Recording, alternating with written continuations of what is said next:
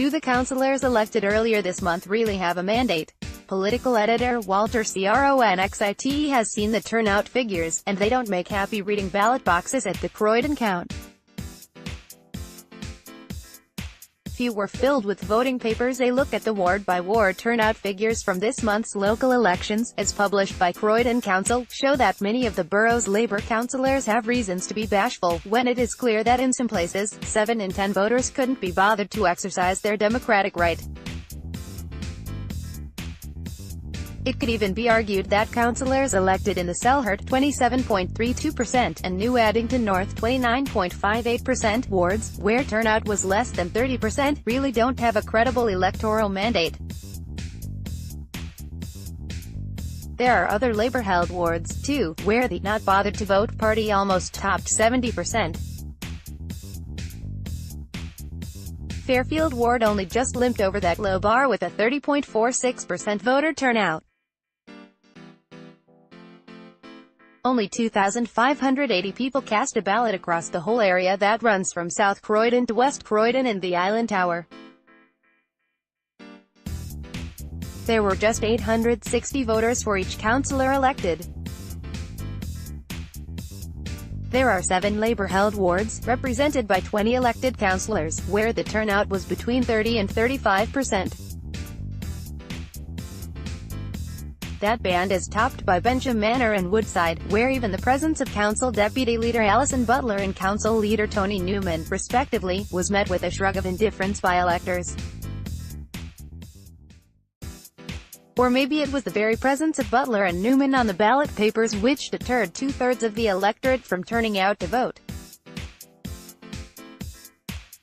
Croydon's political parties neglect to do much courting of voters outside the more closely contested swing wards: Fairfield, Addiscombe East, Addiscombe West, New Addington South and Wotton.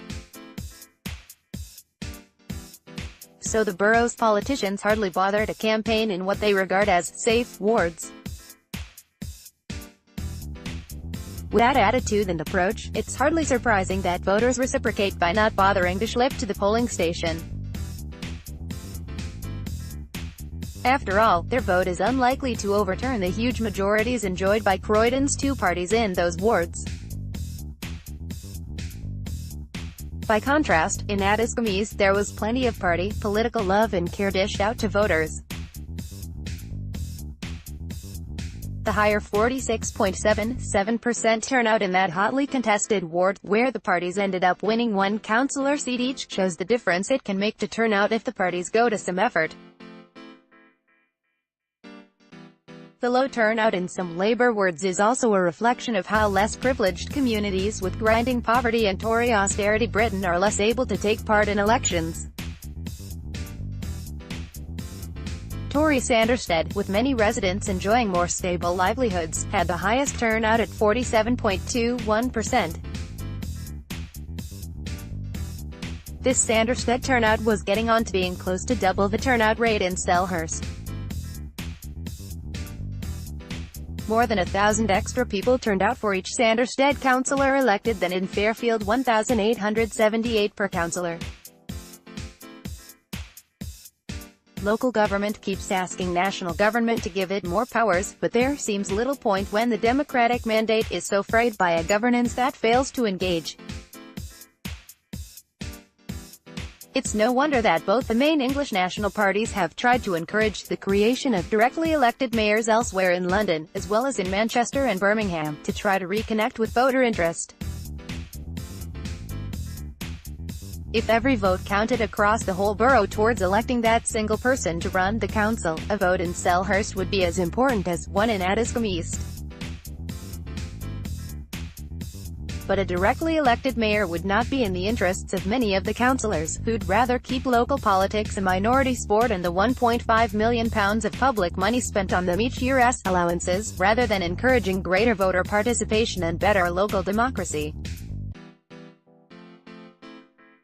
Inside Croydon is a member of the independent community news network. Inside Croydon is the borough's only independent news source, and still based in the heart of Croydon. 1.4 million page views in 2017, monitored by the council CEO since 2010. Rotten Borough Awards 2017. Inside Croydon was source for 2 award-winning nominations in Private Eye magazine's annual celebration of civic cock-ups. If you have a news story